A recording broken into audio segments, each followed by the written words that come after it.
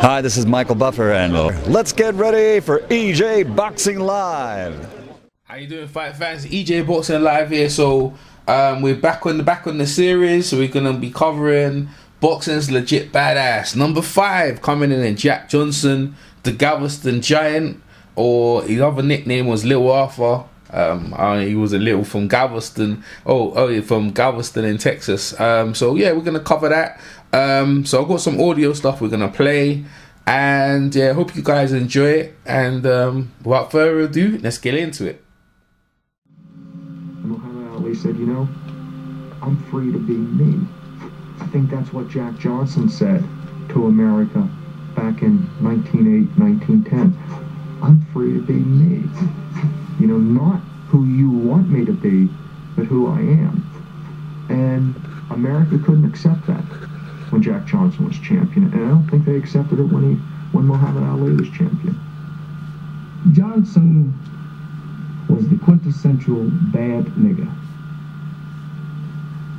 He refused to accept the dictates of white society, refused to accept anyone's directions and dictations on the manner in which he should live and how he should express himself.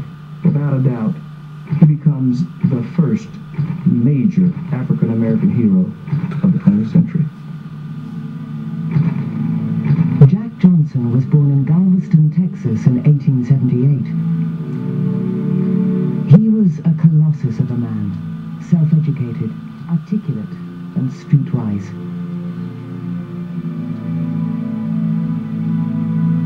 By the turn of the 20th century, he was boxing.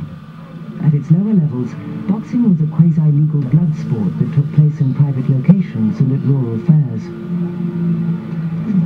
The rules were slack, the results bloody. The main objective was to entertain the crowd. This time there were traveling boxing shows, and he was in one of these shows. And it probably involved a certain amount of talking and drawing crowds in and showmanship. So he learns his craft. He learns his craft in the ring, but he probably also learned his craft outside of the ring, how to talk. 1902, 3, 4, he certainly has a reputation as a very, very good black fighter. One thing must be understood about Johnson and his place in heavyweight boxing history, and that is that he was basically a defensive fighter.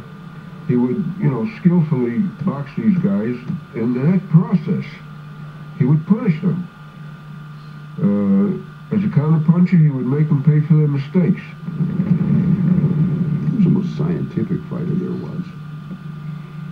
He was the most skillful, and maybe even the smartest. As a fighter, there was never any doubt that he was among the greatest. Although Johnson went on to win the Negro Heavyweight Championship in 1903, the real title was well out of reach. Dominated by a clique of fighters like Jim Corbett and John L. Sullivan, there was little chance black men like Johnson would get a look in. And when John L. Sullivan became champion, he issued his famous challenge. He said, "I'll fight any man, first come, first serve, but I will not fight black man." The color line applied only to the heavyweight championship of the world. That's the big daddy of them all. The lighter weights were significant, but they really didn't mean a lot. But the heavyweight champion of the world was symbolic of the strength, the manhood of America. In 1899, Jim Jeffries won the heavyweight title, retaining it for 6 years. In those 6 years, the championship grew stagnant for want of a white contender, and America lost interest in the game. The rumor had been, and it was one that got a lot of currency at the time, that Jim Jeffries had run out of white opponents and didn't want to dare fight the black opponents, all of whom were the best in the division. Peter Jackson. So he just retired. You want to fight Peter Jeffries Jackson? had retired unbeaten, The heavyweight title went to a Canadian, Tommy Burns, who needed the money and started looking about for a fight. Then takes off with his crown, puts it under his arm, and gone. Johnson now takes off after him. Suddenly, Johnson saw his big chance.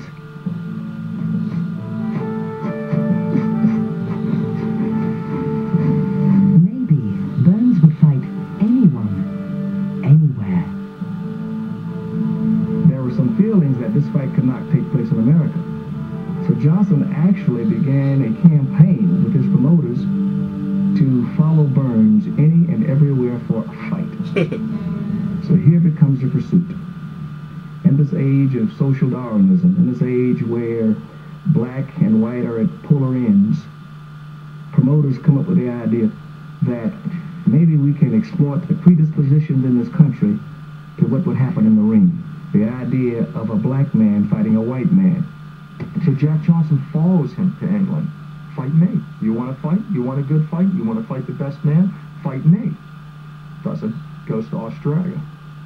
Johnson dogs him to Australia. You want to fight the best man? Fight me. And at that time, there's a promoter, a guy by the name of Hugh McIntosh in Australia, kind of interesting, the Don King of his era. And he convinces Burns for money, for enough money, to fight Johnson. And Burns figures, what the heck? Yes, so even if I lose, it's a big payday. So he says, okay. John L. Sullivan says in an editorial article he wrote, shame on you, Tommy Burns. Shame on you for ever fighting a black man for money. You know, for shame. On the 26th of December 1908, Tommy Burns and Jack Johnson came face to face with each other in Sydney. Here's Tommy Burns getting himself into the best shape of his entire career. Please stop the motion picture cameras and enter the ring to halt this very one-sided fight. Jack Johnson becomes heavyweight champion of the world, December 26, 1908. When Jack Johnson returned triumphantly from the fight in Australia, he was besieged by reporters. Flashy and extravagant, he wore fine clothes and drove fast cars. And he married Etta Darrier, a sporty, well-to-do white divorcee. Although mixed marriages were beyond the pale of polite society, they were just about tolerated in the bohemian underworld of boxing.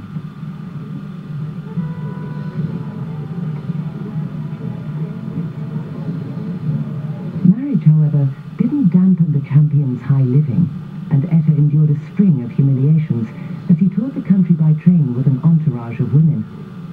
One of those women, Belle Schreiber, was a well-known prostitute. The affair Jack Johnson embarked upon with Schreiber as he crisscrossed America would turn into a legal nightmare, haunting him for the rest of his life.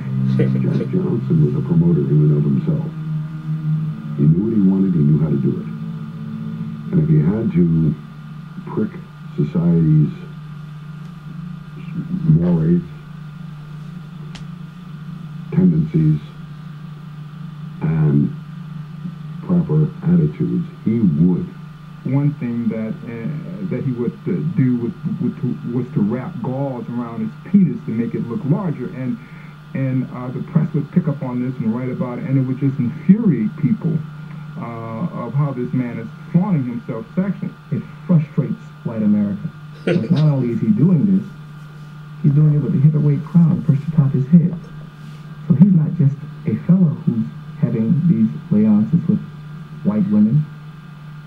He's a fellow that every American, white and black, knows, and he's flaunting it. The fame and the accolades also came with an equal measure of ridicule in the mainstream press. For African Americans, however, Johnson represented something very different. Johnson was a vicarious substitution for them in their lives. For all of the frustrations that they had to put up with, all of the indignities, all the inhumanities because of racism and discrimination, they could identify with this guy who was beating up white men with his fist in the ring and making white America quite angry. the image of the Negro as beast, the Negro as rapist, the Negro as a lustful creature of white women clearly emerges in the minds of a lot of people who were considered to be Negrophobes, people who just hated blacks and wanted to keep them in a subservient position. And Johnson's fetish for white women was very obvious, and something had to be done. Something had to be done, but who would do it? A new phrase soon entered the American lexicon. For the first time came that cry, we must find the great white hope. Jack London's The New York Herald. So you had all these plowboys and dandy dancers and rodeo riders coming forth as the next white hope. They were going to take it back. They were terrible. The best fighter out there was a middleweight champion, Stanley Ketchel, the Michigan Assassin. And there was never quite an assurance that he was human in the ring. He was a brutal middleweight. You know, he's the kind of a guy that you have to kill before you could knock him out. Ketchel, the Michigan Assassin, is out cold. Jack Johnson retains his heavyweight championship of the world. Ketchel leaps in with a swinging right, catching Johnson behind the ear, and down goes Johnson. And he puts out his arm and sort of steadies himself, but he does go down. I mean, it's visible. Pops right back up, and as Ketchel runs in for the finishing touch, throws one deep dish uppercut. And Ketchel goes out, sort of lying there like crucifixion on the canvas, while Johnson leans against the ropes and picks 4 of his teeth out of his glove. The hopes of millions evaporated with the 10-second count. Who was left to save the white race? Well, the heavyweight division at that time was totally devoid of talent. It was Jack Johnson and the 7 dwarfs, literally. So what does the white hope hysteria do? Starts drumming for a fight with a man who hasn't fought since 1904 and was the undefeated heavyweight champion. P.S. He was white. James J. Jeffries. He was a hero of gigantic proportions in those days. People felt that Jeffries could not be licked by anybody. Jack London writes in the New York Herald, "One thing now remains. Jim Jeffries must emerge from his farm and remove that golden smile from Jack Johnson's face. Jeff, it's up to you. The white man must be rescued." He's 300 pounds. He has no desire to come out of retirement. He probably knows that his body's not ready for it. But the pressure becomes almost irresistible. I mean, it's not win the title back for yourself. It's win the title back for every Caucasian that breathes a breath in America. And Jeffries bought into it because it had a lot to do with great white civilization being dominated by a black champion. Now it moves from the sport pages, and it goes to the editorial pages, and it goes to the front pages, and it goes to the barbershops, and it goes to the pulpits, and it goes to the universities, and it goes to the organization. It permeates all of society. It is the first great fight of the 20th century, and all of America found themselves sucked right into the vortex of this major event. It was the first sporting match to command big money and mass communication. At a time when there was no television and no radio even, the latest electronic miracle was ticker tape, special private wires from ringside.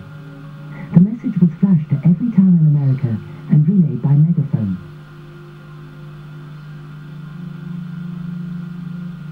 And they would be reading it out in front of the newspapers, at all the very, very ritzy clubs that could afford their own teletape and ticker tape.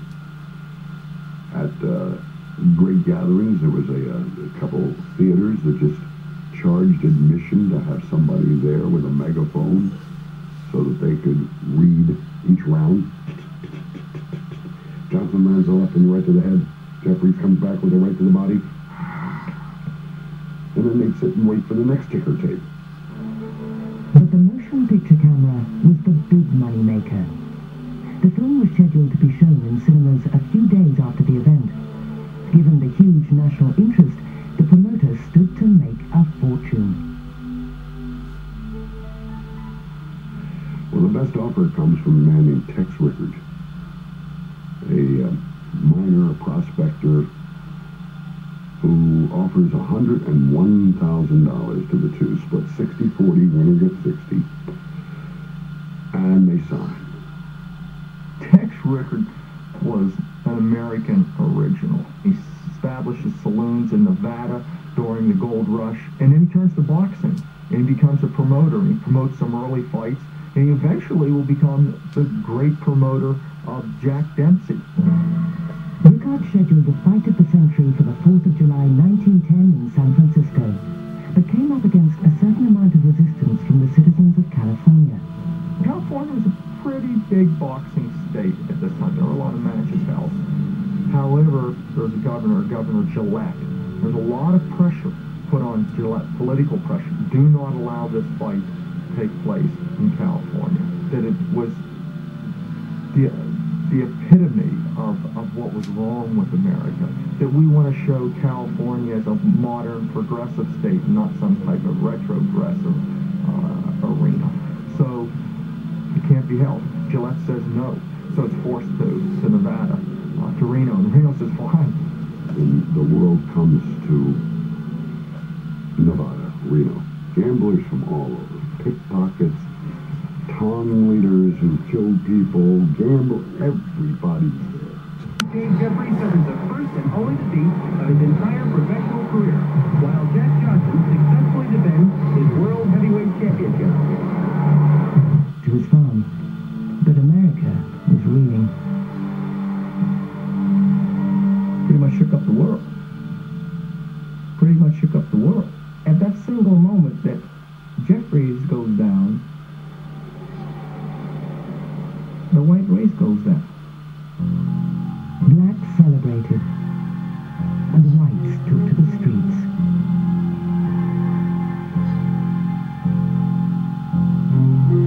Riots broke out across the country after the fight.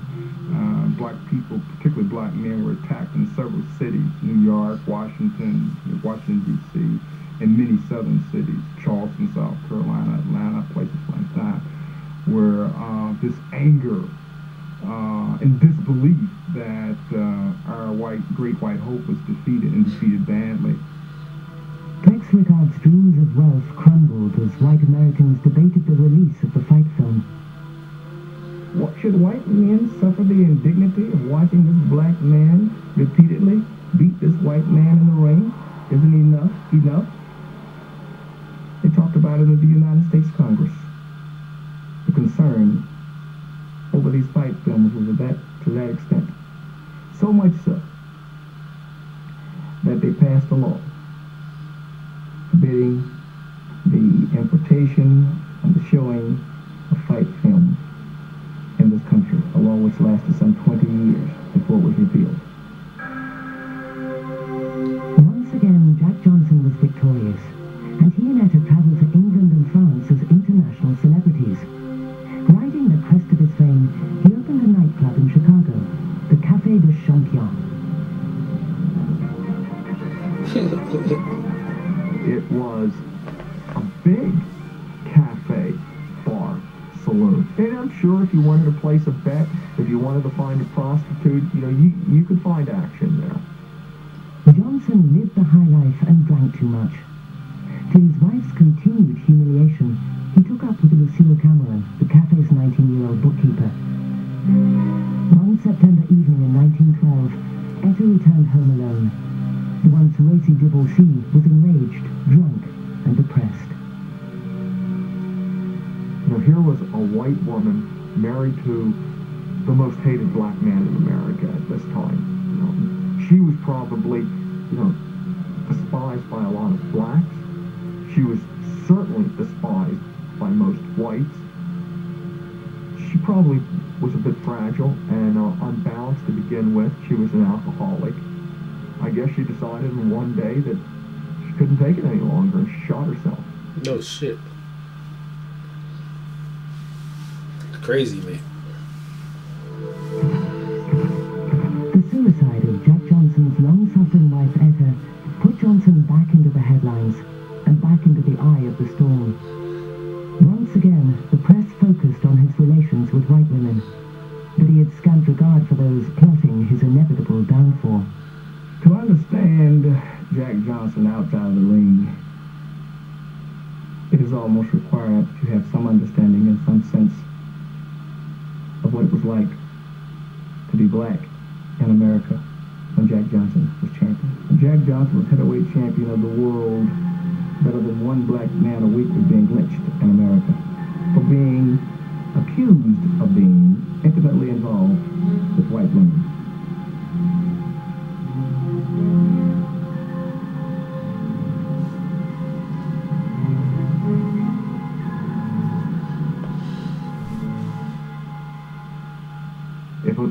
If Americans believed in three things, white America believed in three things. It believed in democracy, it believed in capitalism, and it believed in racism. Anything that threatens any of those pillars, those institutions, is a threat to America.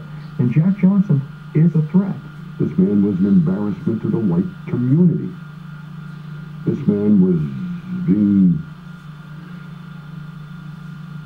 sermonized against and preached against and pulpit pounded against, and every good sermon heard in every tent in America. It was clear by 1910, 1911, 1912 that there were no white boxers on the horizon that was going to eliminate this threat, to knock them out, to get rid of them, to shut them up. Therefore, how do you do it? You have to go at him in another way, and what they decide is to go after him in the courts. The task of building a legal case against Jack Johnson fell to Agent Charles DeWoody, chief of Chicago's Bureau of Investigation. DeWoody wrote, "Johnson is an undesirable American who deserves no mercy from the courts." But on what charge? Coming to DeWoody's rescue was the White Slave Traffic Act, the Mann Act, which said it was a federal offense to transport a woman across state lines for immoral purposes. It was a loosely worded statute written to protect young white women from being forced into prostitution and taken across the country. Jack Johnson was certainly not a pimp, but he was traveling with women. When this case was first posed to the Attorney General of the United States, the Attorney General said, this is a perversion of the Mann Act. It's not what the Mann Act was passed for.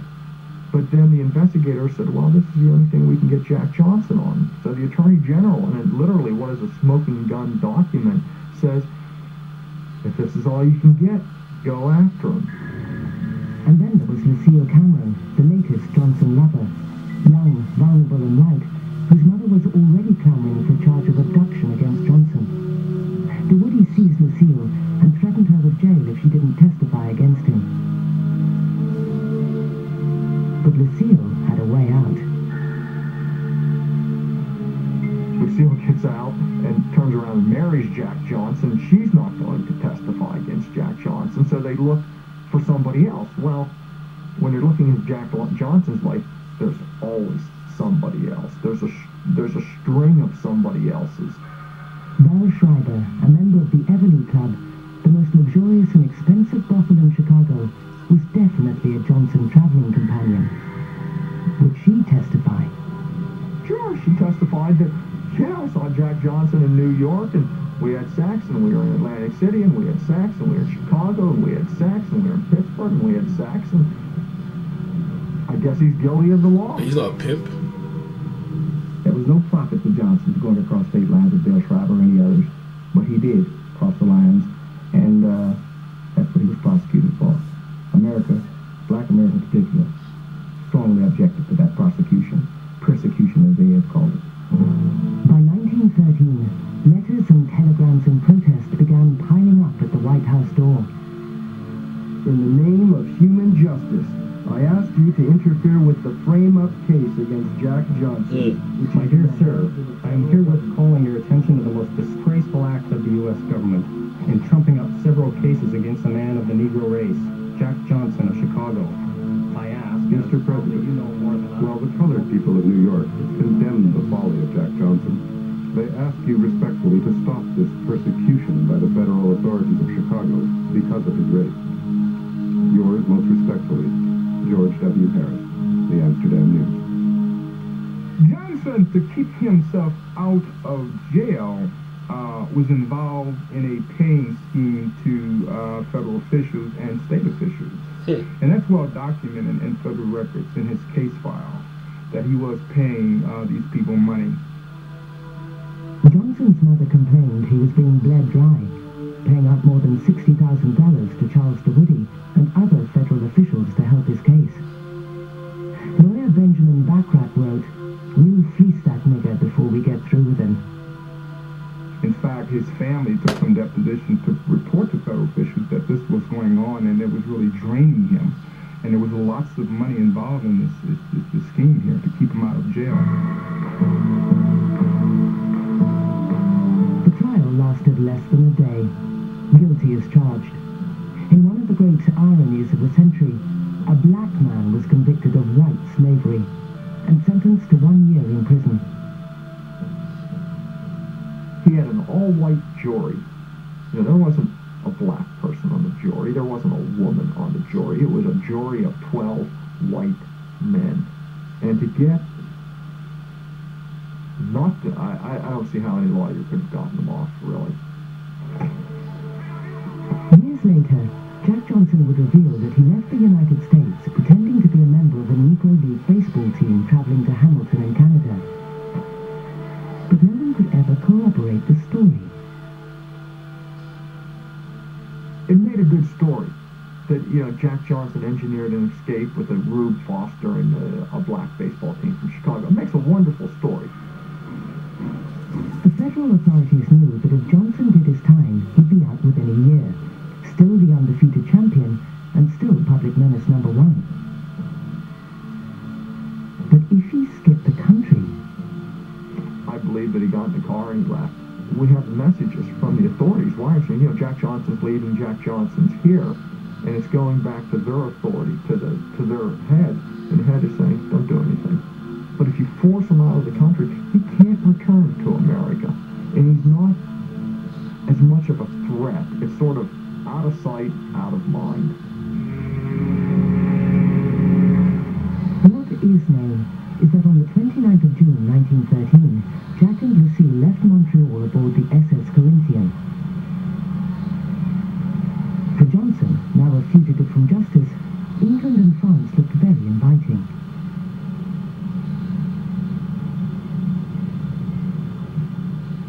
Just as he'd hoped, Johnson was received as the conquering hero.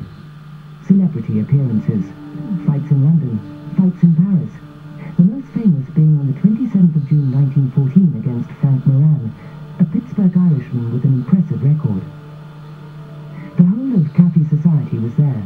Maurice Chevalier, a Vanderbilt, a Rothschild, sporting princes and potentates. Just after midnight, Johnson defeated Moran. Later that day, a Serbian student assassinated the Archduke Ferdinand in Sarajevo. War began. For the first time in years, nobody in Europe was interested in Jack Johnson. At the beginning, he had an entourage, but entourages are funny things. You know, when the money disappears, they tend to disappear too. They're not known for their institutional loyalty. And so they're pretty much gone. Jack Johnson is pretty much on his own. And, you know, it's hand to mouth. The man's not a wealthy man. And, you know, he's doing various things. He's appearing here and performing here and boxing an exhibition there. It's whatever he can to get money. He fought a couple other times around the world, but basically he had put his title in cold storage. And there were still white Hope championships going on in the United States. There was one man out there, Jess Willard, who was reputed to be the best. Jess Willard's already killed a man in the ring. He's got to be powerful. And so two promoters got together enough money to stage a fight In Havana, Cuba, in 1915, Jack Johnson versus Jess Willie, the White Hope. Havana is not unlike Reno. You know, it's wide open, gambling, the sports, that crowd could get together again, the ones who could make their way down to Havana. So it was a good city to hold a heavyweight champion fight in.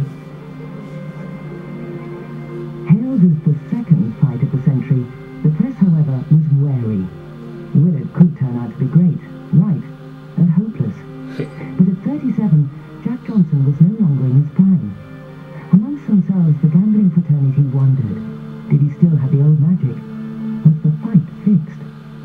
Now, Jess Willard was not a great fighter. He was a pretty good defensive fighter. He was very big, and he had long arms, and he was raw bone, and he was pretty strong. And he could take a fairly good punch. And so Jack Johnson hit him repeatedly. Willard didn't go down, and Willard would tie him up. And Willard had a reasonably good jab to keep Johnson away. By the 12, 13, 14, 15, and around there, it's clear that Jack Johnson is starting to tire. 26th round, Willard smites him right on the point of the jaw, and Johnson goes down, and the dying gladiator throw down, and it's counted out. Johnson would say later that he threw the fight as part of a deal with the Justice Department to return to America without serving hard time. The federal government always denied this, and the question remains.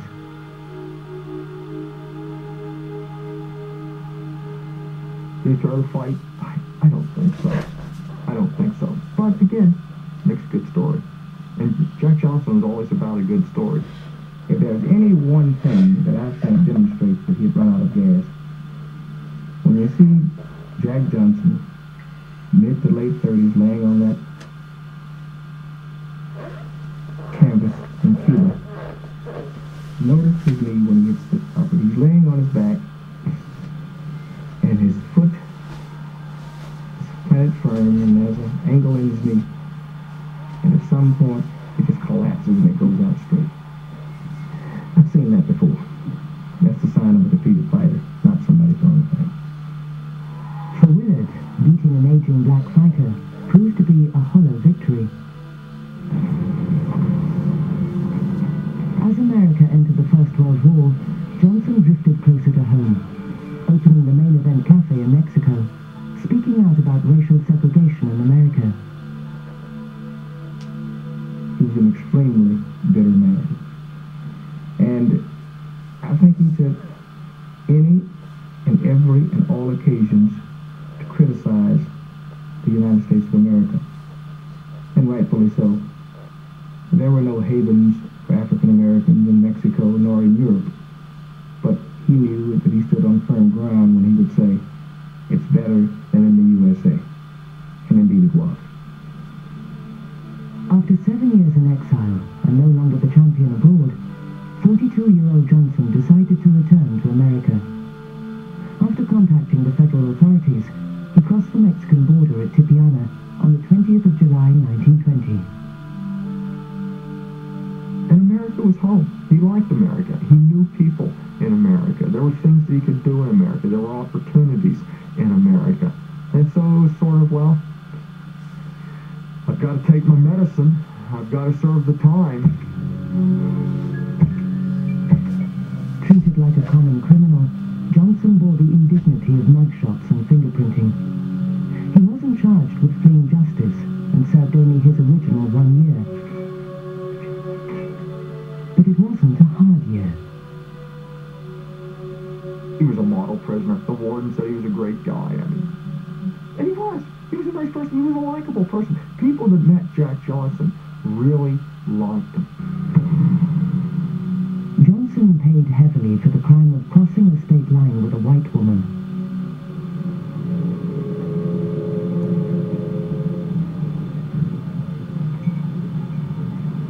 But he was fated to cross the white line once more.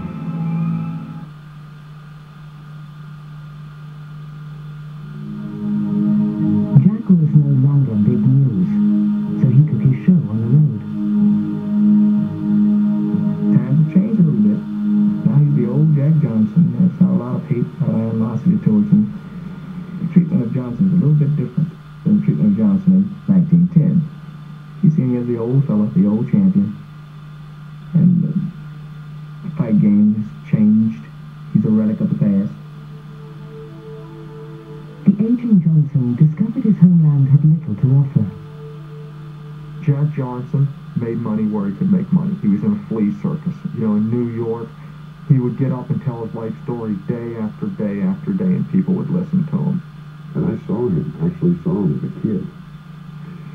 In the early 40s, my mama had brought me to New York, and there he was at Humbert's Flea Museum, little beret on his side, showing people for $1 how he would do something or other, and I don't remember a hell of a lot more.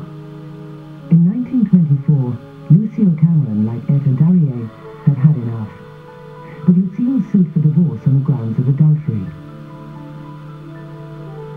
A year later, he married Irene Pino, this time without any scandal.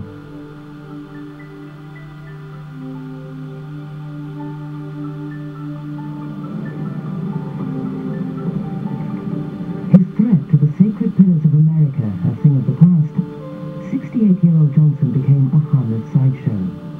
He was still a great storyteller, riding on past glories at exhibitions and dismal carnivals. But Jack Johnson refused to stay down. He saw his place in history as the greatest fighter who'd ever lived. And he never believed that he was anything less than an American legend.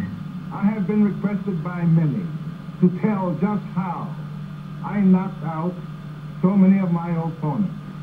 As far as I'm concerned, that day has gone. And today, I have a new way in knocking them out. And I will show you.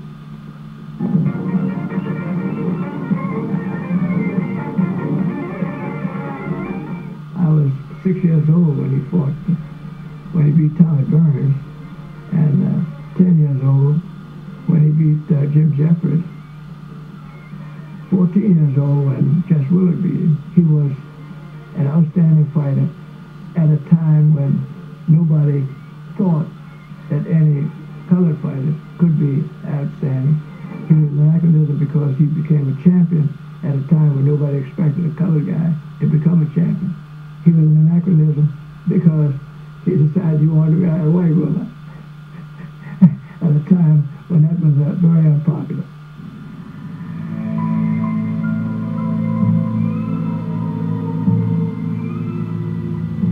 In 1946, speeding to New York in one of his fast roadsters, which had always been one of his hobbies, along with fast women. He went off the road in North Carolina, coming to the Lewis Kahn second fight, June of 46. Smashed into a tree, was killed. The line by John Lardner. It's one of the best lines in all of sports. Jack Johnson was killed, crossing the white line for the last time.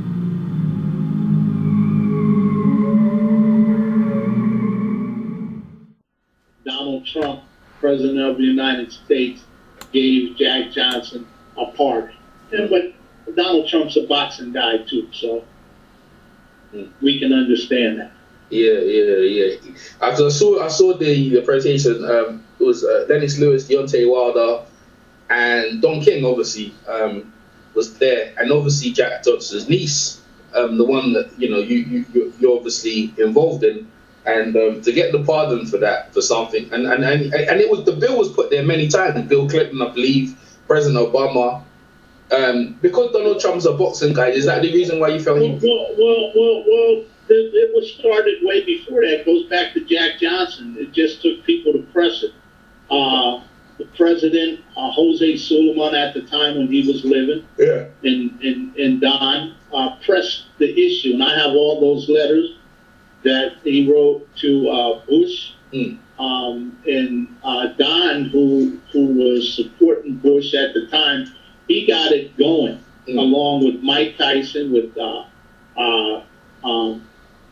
Senator Reid and John McCain, bring it through, and they got the bill passed for the pardon to happen. Clinton's time, but they wouldn't sign it. Mm-hmm. They wouldn't sign the bill. Congress and all that had already passed it through legislature because Jack Johnson had already started. Mm-hmm. in 1920, the letter that he wrote to Woodrow Wilson. Mm-hmm. Mm-hmm. So all they had to do was just connect some other dots, and it will happen. But the president, Jose Suleiman, bless his heart, and Mauricio Suleiman, his son, and Jill Diamond. Jill Diamond, who's the head of the WBC CARES program, all of us pushed hard to make this happen. I pushed hard with Senator G.K. Butterfield, who was the head of the Black Caucus at the time in Washington, and Bobby Richardson, who is a U.S. representative in the state of North Carolina. She pushed to Butterfield, and she supported the project early, so did Butterfield early on, before Trump was in office. And also now Bobby Richardson is vice chair of the Democratic Party in the state of North Carolina now. So, all of us worked hard and diligently for that to come and happen. And at the pardon, Donald Trump did talk about the Black Caucus, how they supported it. So it was a combined effort for all of us that kept on pushing. Mm. It was something that needed to get done, and you have to push from all different angles. Mm. And your magic lies with your people ties, and I'm tied in with a lot of people so we can create something magical and mystical. Mm. So, and that's what happened. It's not about who was there at the time, as long as it got done. Mm. And our representatives, Mauricio Suleiman, the president of the WBC, I'm proud to be an ambassador for them. Mm. They stand up for the people and by the people. I mean, that was a stand-up move that he did to make it happen. Mm. And he followed right in his father's footsteps. And I'm just happy to be associated with WBC. Mm, absolutely. This a long trail. And the history of what you've laid out is the history you laid out of Jack Johnson and his ring, and now he's got the pardon. What does that mean for obviously his family, but what does it mean in the legacy of how people see him? Now you can say he was, even though he did go to jail, but he was wrongly convicted. Is there any compensation towards the Johnson family for being incarcerated wrongly, or the compensation is now being pardoned, or what would you say? Well, you have to understand that for a long time, boxing historians wrote that he didn't have no other family. Mm. Jack Johnson wrote his own bio, his own book. Mm. Jack Johnson wrote his own training books that we have. So for a long time, the wife who had basically his will, because when he got in an accident in North Carolina, she had the rights in his will to move his body from North Carolina to Chicago. Mm. And the companion, who was his hired driver that was with him, he was the one talking to her, and he was the one who helped her move the body from North Carolina to Chicago, where the funeral was held. Mm-hmm. And Jack Johnson has had many plots of things in the cemetery. So Linda Haywood, who is a relative of Jack Johnson, his great niece, she has a lot of stuff about all of that when she came out. Yeah. And she was there. And her mother just recently died, who was Jack Johnson's niece. It's going on 3 weeks, maybe a month ago now. Well, the niece died? Yeah, Jack Johnson's niece that was living. The one who was at the pardon, she died? No, that's his great niece. Oh, his niece, who was with Senator McCain and them when they were pushing it. Oh. She was the one sitting in the wheelchair. Oh, yeah. She died at 88. Yeah. Oh man, yeah. Yo, it's just but it's you know the thing, his legacy. When I sit back and look at it, and Ali had the same sort of thing, and I was saying to the same thing. That Mann Act, they're using that Mann Act on a lot of other people that they cross the line. That law doesn't really. It's for people thinking of morally, but it didn't really apply to Jack Johnson. And I wonder how they got away with it. But when you have I think it was all white juries and stuff like that, very biased and prejudiced. That's how they was able to convict him, right? Yeah, that's how it was. And the woman that testified against him. Yeah. That's how they were to nail a coffin home. Yeah. That he was a pimp and all that. But that's the kind of racial things that they thought about black men always nowadays, like they think all black men are drug pushers. Yes. So back then the stereotype that they were pimps and running women and all of that kind of stuff. So yes, that was the sign at the time. Yeah, absolutely. Yeah, I hope you guys enjoyed that. So that's why I've got him, Jack Johnson, at number 5. He had a great life. That interview was there with us with Aaron Snowell. He was there helping sure that Jack Johnson got his pardon, along with Jack Johnson's great niece. And yeah, man, I just hope you guys really enjoyed that. And so what we're gonna do right now, man, we're just gonna move on to number 4. And I hope you guys still tuned and you really enjoyed that. I'll talk to you soon. Peace. DJ Boxing Live here.